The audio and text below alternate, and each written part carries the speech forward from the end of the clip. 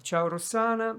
Eh, Ciao Fabio. oggi siamo qui per questa intervista e tu so che hai una storia molto importante da raccontare, insomma abbastanza Sì, ehm, mm, particolare, insomma. sì. E quindi ti comincio a chiedere, hai avuto, diciamo, hai conosciuto anni addietro un amico che ora non c'è più Mhm. e quindi volevo che tu parlassi un po' di lui perché poi nell'intervista si rivelerà quello che c'era di particolare da raccontare, insomma, ecco. Quindi in generale, insomma, ecco, volevo tornare un po' indietro nel tempo. Mm. Tu hai conosciuto Angelo da giovane, insomma, ecco, Sì. com'è stato questo incontro? Come... Beh, allora l'incontro è stato un po' rocambolesco perché con Angelo tutto era rocambolesco. Lui era un vulcano, una persona, un eclettico, ehm, eh, non so, si interessava di moltissime cose, aveva interessi per tante, tante cose, non aveva un'istruzione accademica, però diciamo che nella sua ricerca lui raggiungeva dei livelli molto alti di conoscenza. E l'ho conosciuto una sera, io insieme a delle amiche eravamo a Roma, frequentavamo l'università, e un amico comune una sera ci dice andiamo a trovare il mio amico Angelo che abita qui vicino, abitava vicinissimo a noi. Entrammo in questa casa che era un sotterraneo, era una casa che stava al piano, diciamo, il piano sotterraneo. Mm, Una casa di due stanze, un bagno. E la cosa che mi colpì vidi delle casse enormi, perché lui lavorava nella musica, faceva il tecnico del suono, ha fatto il tecnico del suono, mi pare per gli alunni del Sole, insomma, per vari gruppi degli anni 60, anni 70. E, e aveva queste casse enormi e mi ricordo che lui aveva diciamo una fissa particolare per i Genesis. Quindi ci accolse praticamente con questa musica, non mi ricordo quale pezzo dei Genesis a tutto volume. Io mi chiedevo, dico, ma qui i vicini, perché era un palazzo, dico, ma i vicini non si lamentano. Questo quindi era Angelo, era una persona, era un vulcano. Senti, ma tu con Angelo avete legato subito, sentivi insomma che era una Subito, persona... subito, perché lui era una persona di una semplicità, era molto accogliente, era molto semplice, molto amichevole. Ehm, eh, Sai, per esempio, no, a quell'età, io ti parlo, avevo all'epoca 19 anni, a quell'età, in genere quando ti si avvicina un ragazzo, no? Il sesto posto tu pensi subito che questo vuole qualche cosa. Con Angelo non c'era questo problema, cioè Angelo è veramente un amico, una persona con cui ti potevi confidare e sono entrata subito in sintonia io con lui. Un fratello d'anima proprio, un fratello animico, Ah, ecco. Tant'è che poi quando mi sono sposata, poi lui è stato mio testimone di nozze, insomma. Quindi, insomma, ecco, un'amicizia che è durata tantissimi anni, per sempre, insomma, è finché c'è stata stato qui. una solida amicizia nel tempo anche, Sì, no? sì. Mm. Senti, poi a un certo punto è successo qualcosa, no? C'è avuto un problema, Angelo. Allora, sì, diciamo che allora, la sua vita insomma, quando io l'ho conosciuto faceva una vita anche molto disordinata perché appunto tecnico del suono, quindi facevano i concerti, quindi scambiava il giorno per la notte, sai, insomma, diciamo che si è divertito anche tanto. Ehm, Poi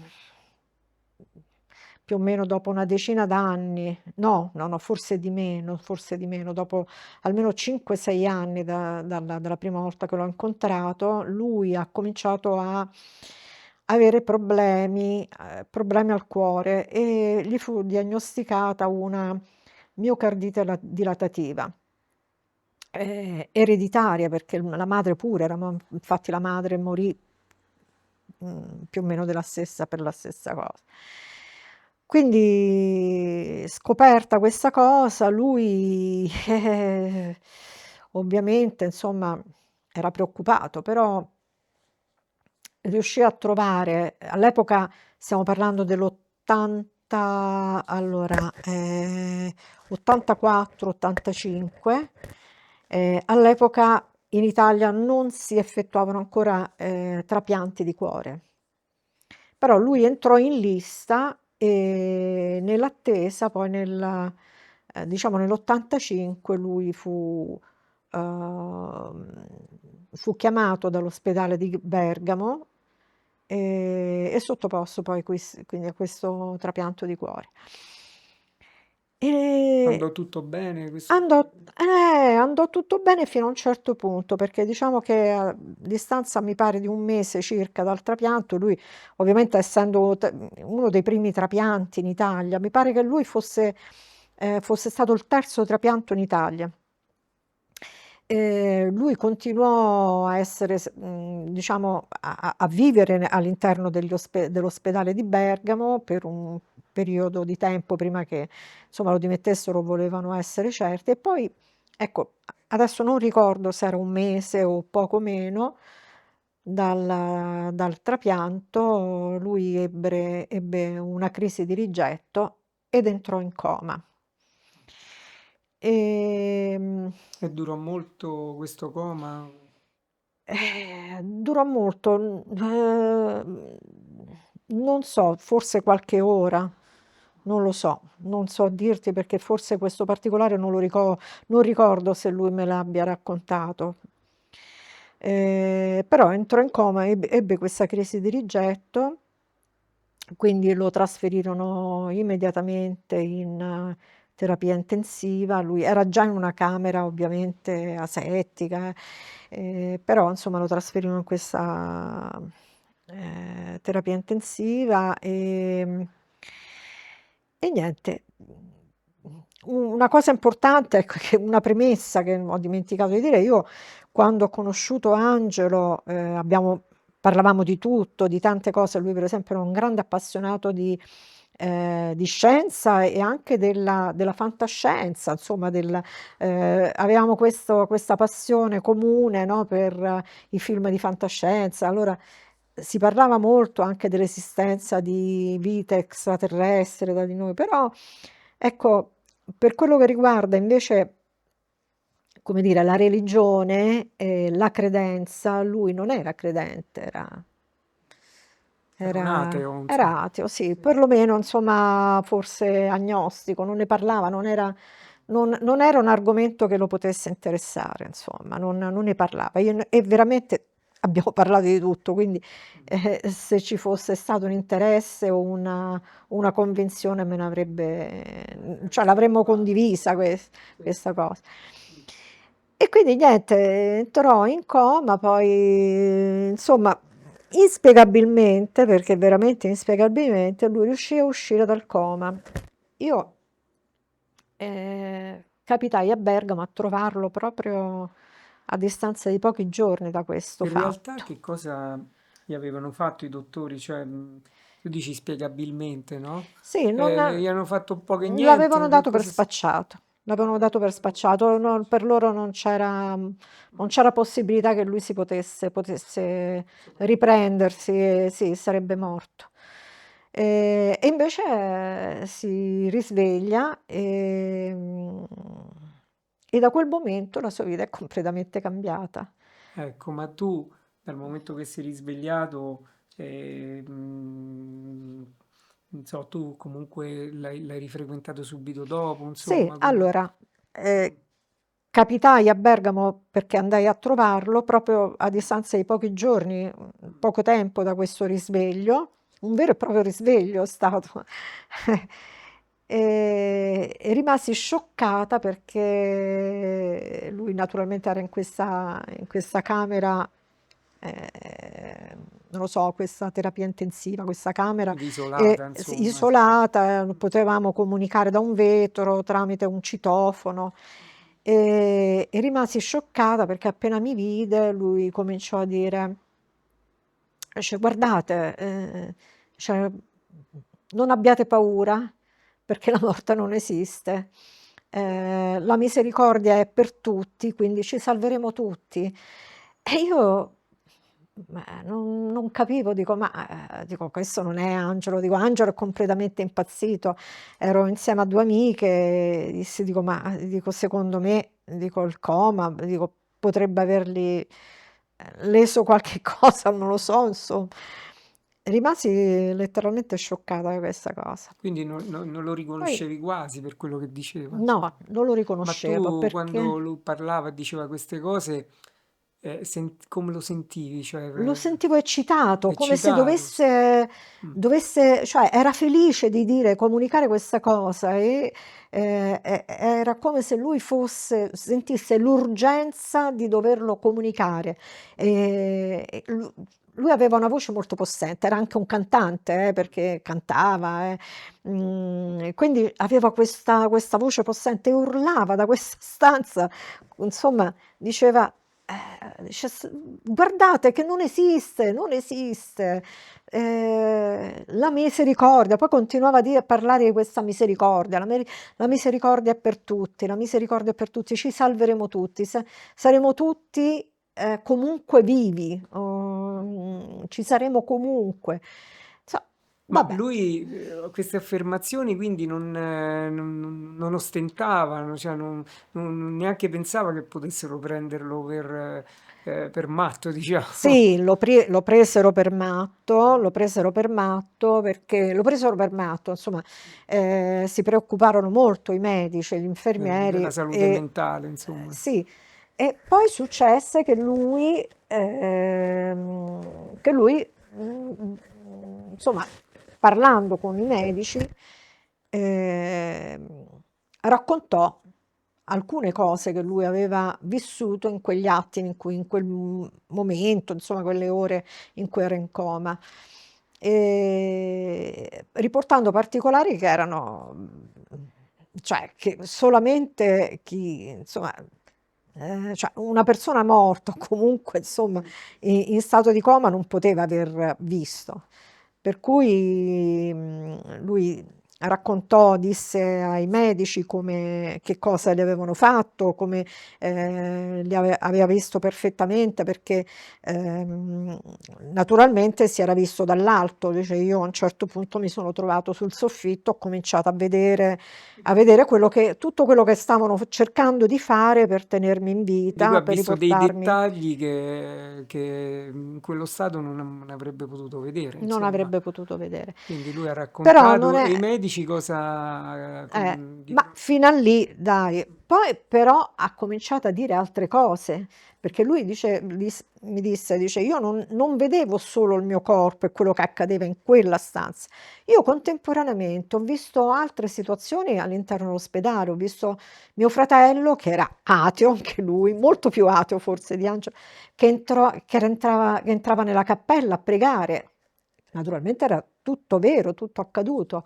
Mia cognata, la moglie di mio fratello, che telefonava, che andava insomma, telefonava alla famiglia, a mia madre, preparandola dicendo non c'è più niente da fare, cioè, ormai sta in uno stato comatoso, i medici non ritengono che lui riesca a riprendersi.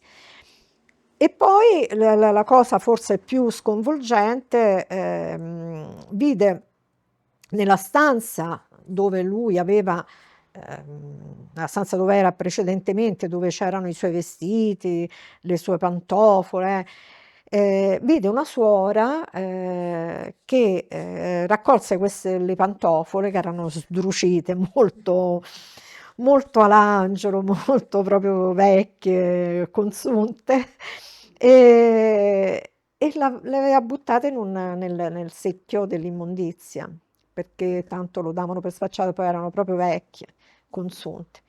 E lui queste cose le raccontò anche quando vide la suora passare e disse: perché mi hai buttato le pantofole? E lì, insomma, a quel punto lì si sono ovviamente tutti quanti un po', diciamo, concentrati per cercare di capire cosa fosse successo. Quindi praticarono l'ipnosi regressiva Ah, per quindi è vedere se stato lui sottoposto anche a ricordasse. ipnosi regressiva lui. Fece pure l'ipnosi Ma regressiva e questo mi... perché i dottori hanno voluto che Certo, facesse questo? sì. E tu sai qualche risultato di questa ipnosi? Cioè, Allora, l'ipnosi regressiva lui mi raccontò che fu una esperienza molto traumatica, cioè dice mi hanno riportato fino alla gestazione proprio nella pancia di mia madre, e c'è quella fino a lì, insomma, nei ricordi, nelle cose, perché mi facevano, c'era questa dottoressa, questa psicologa, psichiatra che mi conduceva, insomma, a questa ipnosi, mi faceva delle domande, dice fino alla gestazione io, insomma, era un po' una sofferenza, però insomma, riuscivo a ricordare. Dice poi, a un certo punto, questa psichiatra gli disse: "Prima della gestazione, torna ancora più indietro, prima della gestazione". Cioè quello è stato un momento veramente drammatico della mia vita, perché mi sono sentito risucchiato in un tunnel nero, nero, nero come la pece, e mi sono tanto spaventato. Infatti poi dopo l'hanno svegliato, perché evidentemente lui accusava sofferenza.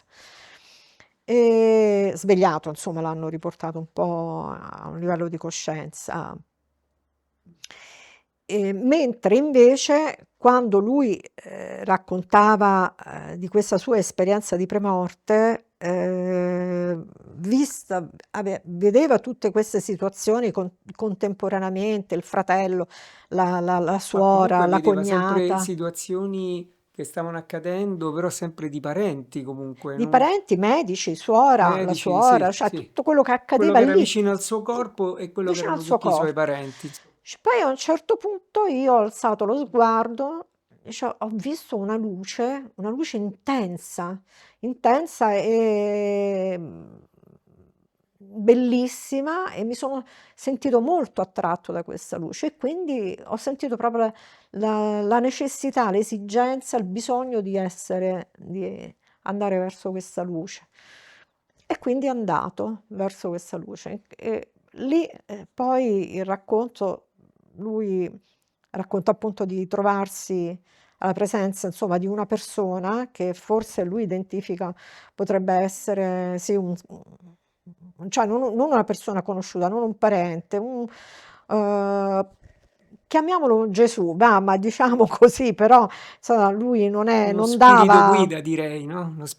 Uno spirito guida. Sì, uno spirito guida, una persona amorevole, insomma, molto amorevole, che lo ha guidato in questo posto bellissimo. Dice, cioè, era come se fossi finalmente tornata a casa. Dice, mi sentivo in pace, mi sentivo a casa, mi sentivo tutto, come, come se facessi parte di tutto questo. E lì diciamo, questo spirito a un certo punto gli dice: "Guarda, lo so che tu perché lui diceva: "Io sto bene qua, finalmente sto così bene". E lui gli dice: "Non è il momento però, non è arrivato il tuo momento, non è questo il momento, per tornare qui, devi rientrare, devi tornare nel tuo corpo". Dice: "Ti dico solo una cosa, dice, ricordati di San Francesco, ricordati dell'insegnamento di San Francesco, ricordati di come ha vissuto San Francesco. Pensa solo a questo insomma, vedrai che andrà tutto bene". E lui lì poi credo che si risvegliò, insomma, E quando si risvegliò, lui mi raccontò che appena risvegliato dal coma era arrabbiatissimo. Era veramente arrabbiato, ce l'aveva con i medici, ce l'aveva con tutti che l'avevano riportato in vita perché, cioè io stavo così bene perché mi avete riportato qua, perché non volevo tornare qua. Però insomma questo era il suo destino. Per cui da lì poi ha parlato solo di questo, cioè ha concentrato la sua vita, tutta la sua vita, cercando di comunicare questa cosa a tutti. Non si è mai avvicinato alla Chiesa cattolica, questo lo dico perché, cioè, è importante insomma non identificare in modo proprio religioso questa esperienza, è L'ha vissuta come un'esperie un'esperienza spirituale, un'esperienza non legata spirituale. necessariamente Lui a una religione. non è che avesse delle, cioè, non era contrario alle religioni, però non aveva questa, non sentiva l'esigenza di avvicinarsi a una chiesa, a un credo. Cioè io sono già, cioè io so quello che c'è, e quindi ricordo una volta lui aveva una risata veramente poderosa. Aveva questa risata, cercherò di ripeterla perché era veramente, ma è impossibile, perché la risata di Angelo era unica. E io gli chiesi, dico, senti, dico, chi non crede? Quelli che non credono, che arrivano dall'altra parte, che cosa succederà? Dico, perché magari c'è anche la possibilità che chi non crede non trova niente, cioè che finisce tutto così. E lui mi rispose, fece questa risata, "Oh, oh, oh, oh, avranno una sorpresa, oh, oh, oh", che non ti dico, cioè era molto contento e per tutti gli anni che ha vissuto lui non ha fatto altro che dire: "Io non ho paura della morte. Io sono pronto in qualsiasi momento, non ho paura". Era cambiato, cioè, Completamente radicalmente, cambiato, insomma, sì. era completamente L'approccio alla vita cambiato. era molto diverso, ma le cose che faceva prima, no? Prima che succedesse Eh, questo e le cose che poi ha cominciato a fare dopo, mh. che cos'è che è cambiato anche Eh, fattivamente nella vita quotidiana? sì, è cambiata la preoccupazione che è scomparsa. Allora, tutte quelle che sono le nostre normali preoccupazioni, io per esempio, lui aveva una compagna e io non facevo altro che ripetergli: "Angelo, guarda", dico, "pensa a lei, dico, se non vi volete sposare in chiesa, sposatevi civilmente, perché se tu te ne dovessi andare, dico, lei rimarrebbe in difficoltà perché non lavora, no?" E lui diceva: "Sì, sì, poi lo farò". Non era preoccupato per questa cosa, cioè tutto quello che le preoccupazioni terrene, come appunto questa poteva essere, no, ehm, non lo colpivano più, non ne sentiva più l'esigenza, capito, Si era per lui, liberato, insomma, da... sì, per lui le cose sarebbero andate come dovevano andare e non l'ha mai sposata, mai. Cioè non si sono mai sposati, non so neanche che fine abbia fatto. Ah, ah. Quindi comunque lui aveva ricominciato anche a lavorare, insomma, era ritornato nei suoi ritmi, o è Lavorare, cambiato qualcosa lì anche nel mondo del lavoro? no, lui vabbè percepiva una pensione, sì, lavoricchiava, faceva dei jingle per alcune trasmissioni, sì, a volte cantava, più che altro insomma nelle manifestazioni paesane, insomma, ehm, però ecco, insomma, lavorare come lavorava prima no. Secondo me lui è stato sempre il collante, lui era il figlio più piccolo, aveva altri 3 fratelli, erano 4 figli maschi. E non lo so, riusciva anche prima questo, forse con la sua allegria, riusciva sempre a tenere legati, no, i legami familiari erano. Morto lui, infatti, so che insomma questa cosa un po' si è scollata. Ehm, perché lui era un buono, è stato sempre buono Angelo, sempre solare, buono, però quando s'arrabbiava era tremendo, ehm, eran gemelli. Era tremendo e niente, poi invece dopo no, dopo non s'arrabbiava più, prendeva tutto con molta. Un giorno doveva venire a cena, lui con la compagna, li avevo invitati a cena a casa, venivano spesso a mangiare da me, ehm, aspetta, aspetta, aspetta, non s'è visto, s'è presentato il giorno dopo. Il giorno dopo tranquillo, dice: "Oh scusa per ieri che" dico: "Vabbè", dico: "Mi potevi fa' una telefonata almeno". Dice: vabbè", dice: "Hai mangiato?" Dico: "Sì, ho mangia" dice: "Allora basta". Era così insomma. E comunque un'esperienza molto, molto forte, e Sì, quindi ecco, sapendo forse dentro di lui che comunque c'era qualcosa nell'aldilà, perché tante volte penso che le persone ehm, hanno paura, no, di quello che accadrà dopo la morte, quindi magari sì. si portano nella vita, no, Queste queste paure, sì, paure. sì, sì. Quindi invece lui è cambiato, quindi Cambiato completamente. Beh, mm, prima di tutto questo ovviamente penso che lui pure avesse paura della morte, altrimenti non ci avrebbe pensato a fare il trapianto di cuore, no? mm, Quindi, ma sì, ma sicuramente. mm. Ehm, no, dopo era completamente cambiata, era un'altra persona, cioè era sempre lui, però si era liberato di tanti pesi, tante stupide Sì, questa cosa che preoccupazioni mi racconti, quotidiane. siccome io ho seguito un po' questi fenomeni, diciamo, no, degli NDE, e la cosa che ho letto un libro in particolare, adesso non ricordo bene il titolo, comunque era di un ricercatore americano insieme ad altri, perché lui poi c'erano altri che si occupavano di queste cose, e poi lui a un certo punto ha confrontato i suoi dati, le sue interviste, diciamo, di queste persone che avevano avuto con altre, e tutti quanti raccontano poi alla fine che eh, mh, dopo questa esperienza hanno preso la vita in un'altra maniera Eh proprio. sì, Quindi si sono alleggeriti, erano più felici, non sì, avevano tante assolutamente, paure, quindi una assolutamente. tensione interna che si è mollata. Insomma, quindi Sì, sì, questo che mi dici tu adesso conferma pure, è ulteriore conferma assolutamente. di quello che accade alle persone che hanno avuto questo tipo di esperienza. Sicuramente. Per Ah, me ecco, per te com'è stata questa cosa? no, è stato fondamentale, è stato fondamentale, poi ovviamente passano gli anni, una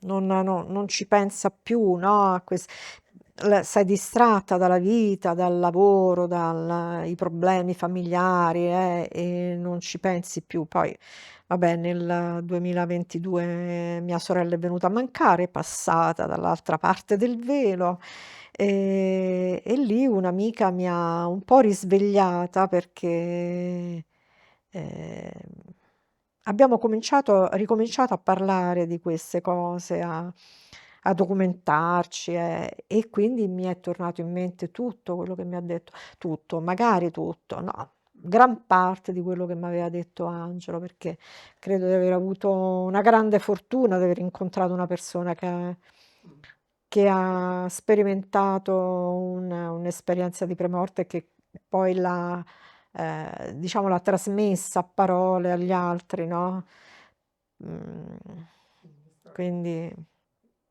Vorresti dire qualcosa ad Angelo? ad Angelo, Angelo, io sono certa che ti stai divertendo molto. Io non so se sia arrivato già il momento per te di tornare a fare un'altra esperienza in questa terra, su questa terra o su un'altra, che ne so, un altro pianeta, non lo so, non lo possiamo sapere. Però sono certa che te la stai godendo alla grande e quindi ci rivediamo, ci rincontriamo sicuramente. Ti cercherò. Bene, senti, un'ultima domanda, cioè domanda vorrei, ma hai qualcosa, un messaggio da portare? Perché questo è un messaggio, questo che è accaduto a te, ma Angelo l'ha, diciamo, Certo, divulgato tra i suoi amici, anche tu sì. come amica hai recepito questa cosa, ma questa esperienza che sicuramente appunto Mh, ti ha dato qualcosa. E se tu dovessi dare qualcosa al tuo prossimo, da questa sì. esperienza che hai avuto con Angelo, che gli diresti alle persone, Mh. insomma, quelle Beh, ovviamente che senti che magari parlando di queste cose, insomma, certo. hanno un certo interesse. Beh, per me Angelo è stato l'inizio, no, cioè ho avuto la fortuna di conoscere una persona che ha avuto questo tipo di esperienza e me ne ha parlato. Però dopo facendo ricerche, leggendo in letteratura, insomma, cioè una vasta letteratura, ehm, tante ricerche fatte da non da persone matte, ma da medici, anestesisti, psichiatri, che, riportano insomma, le evidenze scientifiche di tutto questo. Quindi, tornando a Angelo, il fatto che lui abbia visto la suora buttare le sue pantofole, questo deve dire ci deve dire qualcosa, no, ci deve dire qualcosa, cioè noi siamo fatti di corpo, di un'intelligenza, no, ma siamo fatti anche di una coscienza che probabilmente sopravvive a questo corpo, che comunque ha, tutte le capacità, sensoriali e forse anche no forse, sicuramente ne ha molte di più di dei nostri 5 sensi, no, e questa coscienza ha permesso a Angelo di vedere tutto questo. Per cui quello che dico mah, Qui qui c'è insomma, anche ben poco cioè, ovviamente uno potrebbe pensare, ma quello se l'è immaginato, il cervello, come dicono tanti no, scienziati, no? no, come fai Ma a certi immaginare dettagli, quelle cose che sono ecco, successe, certo. che ha visto e che ha raccontato e che Eh effettivamente sì, erano sono stati in tutti stato di coma, riscontrati, tutti proprio veri. scientificamente Eh, non si può vedere appunto queste cose. Quindi lui raccontando proprio fortemente ha dato questo imprinting appunto di dire che sì, c'è qualcosa dopo, appena lasciamo il corpo, no? Quindi c'è certo. qualcosa, ecco. E, no, una curiosità, non so Mh. se poi ha continuato Angelo quando gli ha chiesto, ma quelli che non credono, allora si è fatta questa S'è grassa fatto risata questa grande e non ha risata, ha risposto, detto: non ha detto "C'avranno altro. una grande sorpresa". Ecco. Sì, Ma tu l'hai adesso non mi percepita come una ricordo, cosa negativa o come una cosa positiva? come una cosa positiva, nel senso che saranno sorpresi di capire, no, gli scettici diciamo, quelli che non credono, che credono che tutto finisca, si ritroveranno in una cioè la loro coscienza sopravviverà in una dimensione che non è quella materiale, quella corporea e si renderanno conto che si sopravvive in qualche modo. Bene, grazie ancora. Grazie a te. Ciao Rossana. Ciao, ciao, ciao.